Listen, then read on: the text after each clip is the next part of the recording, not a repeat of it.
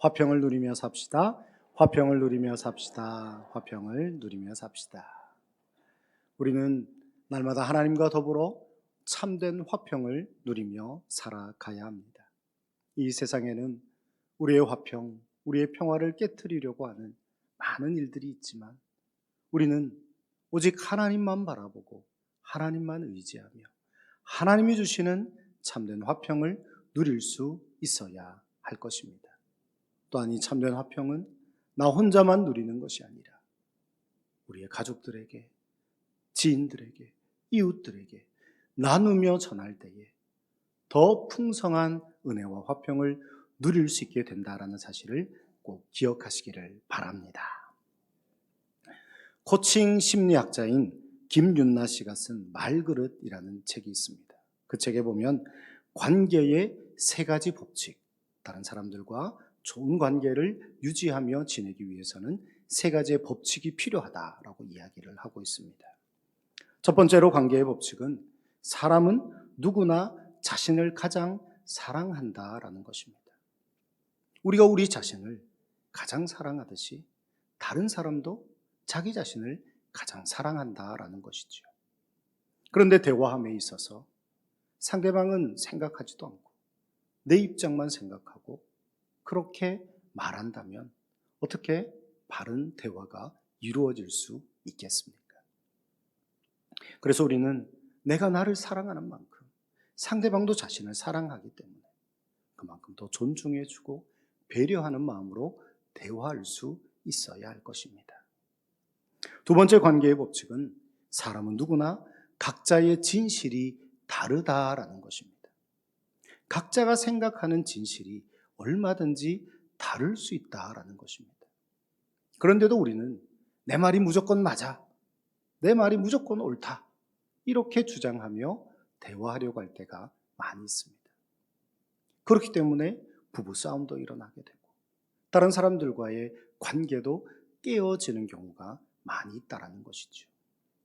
내가 생각하는 진실과 상대방이 생각하는 진실이 얼마든지 다를 수 있다는 사실을 인정하고 대화할 때에 더 아름다운 관계를 이어갈 수 있다는 것입니다.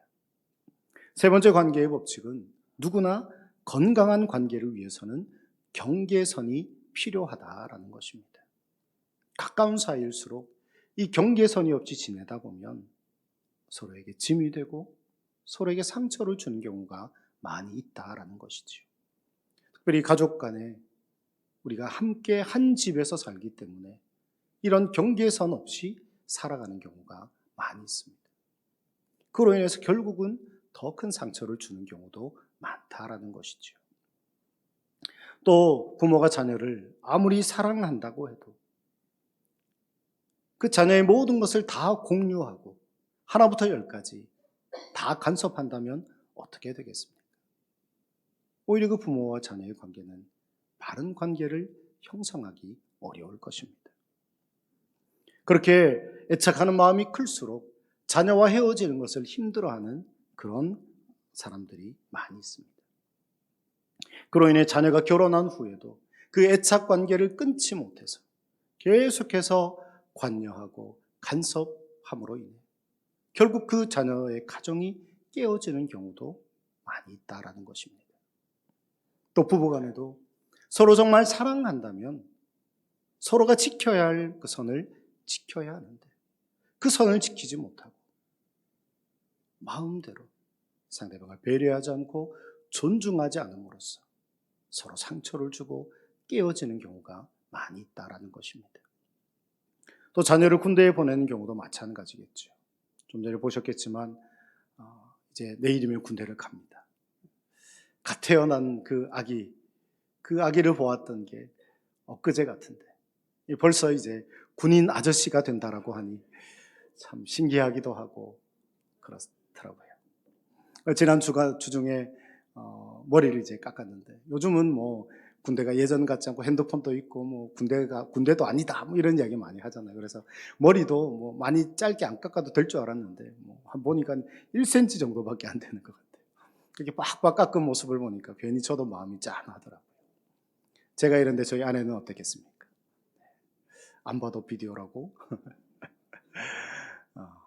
눈이 퉁퉁 부었더라고요. 근데 그렇다고 해서 이 아들 군대 가는데 엄마가 따라갈 수 있겠습니까? 그 훈련소 입구까지는 갈 수 있겠죠. 그러나 그 아들이 군대에 있는 동안 결코 계속해서 함께 할 수는 없을 것입니다. 그러게 우리는 어느 곳에나 함께 계시는 하나님께 우리의 자녀를 맡겨드릴 수 있어야 합니다. 그럴 때 하나님께서 우리의 자녀들을 지켜주실 것이고, 군에 있든지 타지에 있든지 해외에 있든지 하나님께서 눈동자처럼 보호해 주시는 은혜를 우리가 누릴 수 있게 되리라 믿습니다. 사도행전 7장의 말씀은 스데반의 설교가 계속해서 이어지고 있습니다. 그리고 마지막에는 스데반이 돌에 맞아 순교하는 그런 장면이 나옵니다.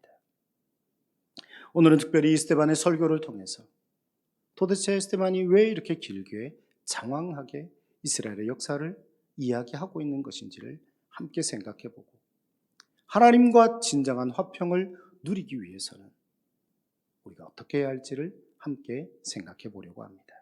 우리 사도행전 7장 1절과 2절을 함께 읽어볼까요? 1절 2절입니다. 시작. 스데반이 이르되 여러분 부형들이여 들으소서. 우리 조상 아브라함이 하란에 있기 전 메소보다미아에 있을 때에 영광의 하나님이 그에게 보여 이르시되 내 고향과 친척을 떠나 내가 내게 보일 땅으로 가라 하시니. 아멘. 스데반은 설교를 시작하면서 가장 먼저 이스라엘 백성들이 믿음의 선조라고 여기는 아브라함에 대한 이야기를 하고 있습니다. 그리고 요셉에 대한 이야기, 또 모세에 대한 이야기, 다윗과 솔로몬에 대한 이야기, 그리고 수많은 선지자들에 대한 이야기를 장황하게 길게 이야기하고 있습니다. 유대인이라면 누구나 다 이 이스라엘의 역사를 잘 알고 있을 것입니다. 우리도 잘 알고 있는 아브라함, 요셉, 모세, 다윗, 솔로몬, 이 사람들을 우리보다 유대인들이 더 잘 알고 있었을 거라는 거죠. 그런데 왜 그렇게 길게 장황하게 설교를 했느냐라는 것입니다. 그 내용을 가만히 살펴보면 왜 그렇게 역사적인 이야기를 장황하게 하고 있는지를 발견할 수 있습니다. 유대인들은 역사적으로 지금까지 하나님의 뜻에 온전히 순종하지 못하고 불순종하는 삶을 살지 않았느냐라는 것을 그들에게 이야기하고 있는 것입니다. 요셉을 시기해서 이방의 노예로 팔아버렸던 그 형들의 모습, 그것이 바로 당신들 유대인들의 모습이 아니냐라는 것이고요. 홍해를 가르는 그 놀라운 기적을 일으켜 주셨지만 광야의 40년 생활 동안 얼마나 하나님의 말씀에 불순종하며 불평하는 삶을 살았느냐라는 것을 떠올리게 하고 있습니다. 또 유대인들이 최고의 왕이라고 여겼던 다윗과 솔로몬 역시 결코 하나님의 뜻에 온전히 다 순종하지는 못했음을 이야기하고 있고요. 그리고 수많은 선지자들이 메시아가 태어날 것을, 메시아가 이 땅에 오실 것을 그렇게 예언하였지만 오히려 유대인들로 인해서 당신들 때문에 그 많은 선교사들이, 그 선지자들이 죽임당한 것이 아니냐라는 것을 이야기하고 있는 것입니다. 그리고 마침내 하나님의 택한 백성, 선민이라는 그 자부심과 우월감을 가지고 있던 그 유대인들의 손에 의해서 하나님의 아들 독생자 예수 그리스도께서 십자가에 달려 죽임당하게 되었습니다. 그러면서 이 스데반이 하고자 하는 이야기는 그 구약 성경에서 예언하였던 그 메시아가 바로 예수님이신데, 예수님이 바로 하나님의 아들이신데 너희가 그 의인, 그 메시아를 너희의 손으로 죽이지 않았느냐, 그렇게 이야기하고 있는 것입니다. 이 말을 들은 유대인들의 그 마음이 어떻겠습니까? 마음에 분노가 일어나기 시작했습니다. 입장을 바꿔놓고 생각해 보십시오. 만약에 어떤 사람이 우리나라는 이래서 안 된다, 이래서 망할 수밖에 없다, 하나님의 심판을 받을 거다, 그렇게 저주의 말을 만약에 한다고 한다면 우리도 분노할 수밖에 없겠죠. 유대인들이 분노를 이기지 못해서 이건 하나님에 대한 모욕이다라고 생각하며 돌을 집어들고 던지기 시작합니다. 그리고 스데반은 그 돌에 맞아 죽임을 당하게 되었습니다. 오늘날 우리는 과연 이 스데반이 책망했던 유대인들과 같은 그런 모습을 가지고 있는 것은 아닌지 돌아보아야 합니다. 우린 신앙생활을 오래 하면 오래 할수록 나는 더 이상 이방인이 아니라 하나님의 택함 받은 선민이라는 생각을 하게 됩니다. 부모로부터 몇 대째 이어오는 그 신앙의 가문에 내가 있기 때문에 나는 구원받을 거야 라는 생각을 하게 된다는 것이죠. 그러나 참된 구원은 결코 혈통으로 이루어질 수 있는 것이 아닙니다. 우리의 부모가 아무리 믿음 가운데 산다 할지라도 내가 온전한 믿음을 갖지 못하면 온전한 구원은 이루어지지 않는다라는 것입니다. 그런데도 우리는 교만한 마음을 가지고 하나님께 택함을 받았으니 나는 구원받을 수 있어. 그 구원의 확신을 가지고 더 주님의 뜻대로 살아야 하는데 오히려 그 반대로 하나님과 상관없는 삶, 그 구원의 은혜를 저버리는 배은망덕한 삶을 살아가고 있지는 않은지 돌아보아야 할 것입니다. 만일 그렇다면 오늘 하나님이 우리에게 책망하시는 이 하나님의 음성을 들을 수 있어야 합니다. 너희는 얼마나 하나님의 뜻에 순종하고 있냐고 말씀하시는 그 하나님의 음성을 듣고 회개할 수 있어야 한다라는 것입니다. 그렇게 우리가 하나님 앞에서 더 낮아지고 더 겸손한 마음으로 하나님, 내가 죄인의 괴수였는데 예수 그리스도의 십자가로 나를 구원해 주셨음을 믿습니다. 하나님, 내가 이 은혜 잊지 않게 하옵소서. 죽는 순간까지, 하나님 날아가는 그 순간까지 결코 이 구원의 은혜를 잊지 않게 하옵소서. 그리고 그 은혜에 보답하는 삶을 살게 하옵소서. 그렇게 고백하며 살아가는 우리 모두가 다 되시기를 바랍니다. 그 다음으로 생각해 볼 수 있는 것은 요셉을 통해 말씀하시는 하나님의 뜻입니다. 요셉의 형들은 요셉을 시기하여 이방의 노예로 팔아버렸지만 요셉의 고백은 전혀 달랐습니다. 우리 창세기 50장 19절 20절 말씀 읽어볼까요? 19절 20절입니다. 시작. 요셉이 그들에게 이르되 두려워하지 마소서. 내가 하나님을 대신하리이까. 당신들을 나를 해하려 하였으나 하나님은 그것을 선으로 바꾸사 오늘과 같이 많은 백성의 생명을 구원하게 하시려 하셨나니. 아멘. 이들의 아버지 이삭이 죽게 되자 형들은 또다시 두려움에 떨기 시작합니다. 이제 아버지가 죽었으니 요셉이 드디어 우리에게 복수를 할 수도 있을 거야. 그렇게 두려워하고 있을 때에 요셉이 이렇게 말하죠. 당신들은 나를 해하려고 하였지만 하나님은 이 모든 것을 통하여 더 많은 사람들을 구원하는 그 계획 속에 나를 먼저 이 땅에 보내신 것입니다. 당신들이 나를 팔아버린 것이 아니라 나는 하나님의 뜻에 의해 이곳에 오게 된 것입니다. 그렇게 고백하고 있는 것입니다. 이처럼 하나님은 인간의 불순종을 통해서도 하나님의 뜻을 이루시는 분입니다. 그 대표적인 예가 바로 예수 그리스도의 십자가이지요. 우리 주님은 온 인류를 구원하시기 위해 이 땅에 오셨는데 사람들은 그 주님을 십자가에 못 박아 죽여버렸습니다. 그런 가장 큰 불순종으로 인하여 가장 큰 구원의 길, 구원의 문이 열리게 된 것입니다.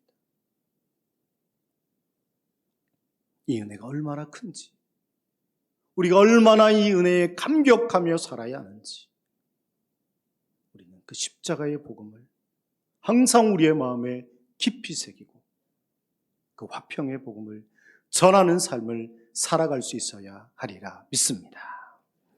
사도행전 5장 30절을 함께 읽어볼까요? 사도행전 5장 30절입니다. 시작. 너희가 나무에 달아 죽인 예수를 우리 조상의 하나님이 살리시고. 아멘. 이 사도행전 5장의 이 말씀은 베드로 사도가 하는 설교 내용 가운데 한 부분이었습니다. 베드로 역시 스데반처럼 복음을 전하면서 유대인들이 나무에 달아 죽인 예수를 하나님이 살리셨다라고 그렇게 말하고 있습니다. 이것이 복음이기 때문에 베드로도 스데반도 그것을 그렇게까지 강조한 것이라는 말입니다. 이처럼 인간의 불순종을 통해서도 역사하시는 하나님, 합력하여 선을 이루어 주시는 그 하나님 앞에 우리의 삶은 과연 어떠해야 하겠습니까? 불순종하는 삶으로 쓰임 받아야 하겠습니까? 아니면 순종함으로 쓰임 받아야 하겠습니까? 1번, 2번 어느 쪽입니까? 불순종입니까? 순종입니까? 순종이죠. 우리는 순종하는 삶을 통해 하나님께 쓰임 받을 수 있어야 합니다. 그런데 너무나도 많은 사람들이 하나님의 뜻에 불순종하며 살아갑니다. 우리가 다시 한번 하나님의 뜻을 깨닫고 하나님 앞에 온전히 순종할 것을 결단하시기를 바랍니다. 그래야 할 때에 온전히 순종하는 우리의 삶을 통하여 하나님이 영광 받으시고 하나님의 그 귀한 복음이 더 많은 사람들에게 나누어지고 전하여지는 역사가 있게 되리라 믿습니다.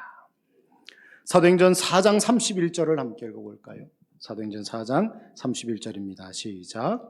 빌기를 다음에 모인 곳이 진동하더니 무리가 다 성령이 충만하여 담대히 하나님의 말씀을 전하니라. 아멘.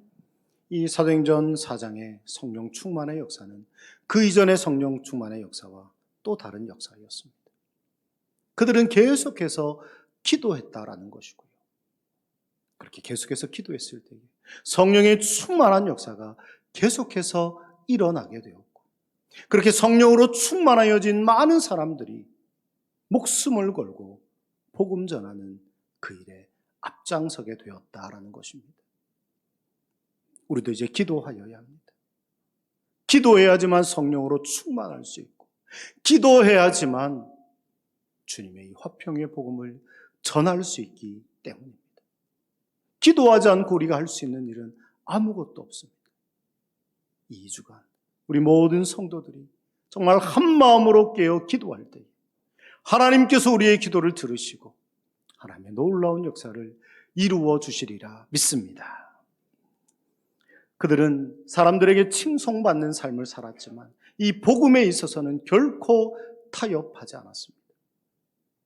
그래서 복음을 전한다라는 그 이유로 수많은 고난을 당하고 죽임을 당하였지만 마지막 순간까지, 사자굴에 들어가는 그 순간까지, 화영장에 들어가는 그 순간까지 오직 복음을 위해 살았다라는 것입니다. 우리도 복음을 위한 삶을 살아야 하지 않겠습니까? 하나님 우리에게 허락해 주신 이 귀한 복음, 하나님과 더불어 화평을 누릴 수 있는 이 귀한 복음, 영원한 생명을 누릴 수 있는 이 귀한 복음을 나 혼자만 믿는 것이 아니라 우리가 만나는 모든 사람들에게 나누고 전하는 삶을 살아가는 우리 모두가 되시기를 바랍니다. 하나님의 말씀은 그저 듣고 읽는 것으로 끝나서는 안 됩니다. 말씀을 살아내는 것이 너무나도 중요합니다. 우리는 과연 말씀을 살아내고 있습니까? 행함이 없는 믿음은 죽은 믿음이라고 하였는데, 우리의 믿음이 죽어버리고 시들어져 버린 것은 아닌지 돌아보시기를 바랍니다. 그리고 하나님의 말씀을 행하는 삶, 말씀을 살아내는 삶, 복음을 증거하는 삶을 살아가는 우리가 다 되기를 소망합니다. 서두에 그 인간관계에 대해서 말씀을 드렸죠. 이 인간관계의 3가지 법칙은 하나님과의 관계에서도 한번 깊이 생각해 볼 필요가 있는 내용입니다. 사람은 누구나 자기 자신을 가장 사랑하지만 우리 주님은 자기 자신보다 우리를 더 사랑하셨습니다. 그래서 우리를 위해 이 땅에 오셨고 자신의 생명을 아낌없이 내어주셨습니다. 우리가 주님의 그 은혜로 인하여 구원받은 하나님의 자녀라는 것이죠. 그렇다면 이제 우리가 어떻게 살아야 하겠습니까? 이제는 우리도 주님을 나보다 더 사랑할 수 있어야 합니다. 그렇게 나보다 주님을 더 사랑하게 될 때에 비로소 우리는 주님과의 더 화목한 관계 속에 하나님의 뜻을 이루며 살아갈 수 있게 될 것입니다. 사람은 누구나 각자의 진실이 다 다르지만 하나님의 진실, 구원의 진실은 유일한 것입니다. 오직 예수 그리스도를 믿는 믿음으로 인하여 구원받는 이 유일한 진리의 복음을 우리는 마음에 깊이 새길 수 있어야 합니다. 그리고 이 진리의 복음을 힘써 증거할 수 있어야 할 것입니다. 그럴 때 그 진리의 복음, 화평의 복음이 우리를 자유케 하며 이 세상을 변화시키는 역사가 있게 되리라 믿습니다. 마지막으로 누구나 건강한 관계를 유지하기 위해서는 어느 정도의 경계선이 필요하다라고 했는데요. 우리 하나님은 그런 경계선이 없는 분이십니다.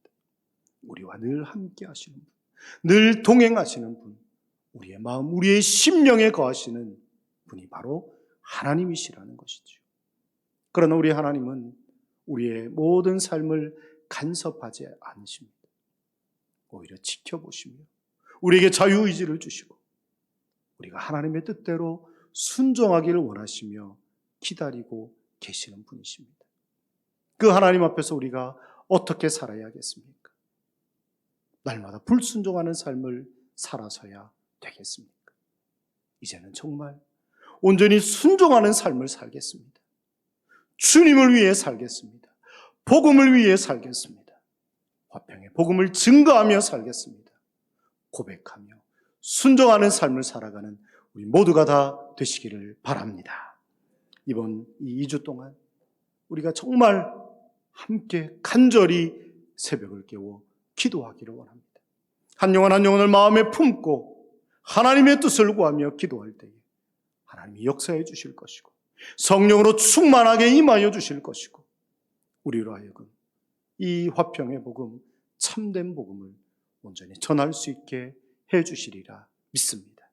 우리 모두가 더욱 깨어 기도하며 복음 전하는 삶, 화평의 복음을 전함으로 하나님과 더불어 참된 화평을 누리는 삶을 살아가시기를 간절히 축원합니다. 함께 기도하겠습니다. 살아계신 하나님 감사합니다. 오늘 말씀을 통하여 우리가 하나님과 더불어 화평을 누리기를 원하시는 하나님의 뜻을 깨닫습니다. 하나님, 우리가 하나님의 이 놀라운 복음, 화평의 복음을 듣게 되었으니 이제는 이 화평의 복음을, 이 참된 복음을 온전히 증거하는 삶을 살게 하여 주시옵소서. 이 2주 동안 특별 새벽 기도회로 새벽을 깨워 기도하며 성령으로 충만하게 하시고 움직이는 교회가 되어 복음의 전도지가 되어 하나님의 참된 복음, 화평의 복음을 힘써 전하는 우리 모두가 되게 하여 주시옵소서. 예수 그리스도의 이름으로 기도하옵나이다. 아멘.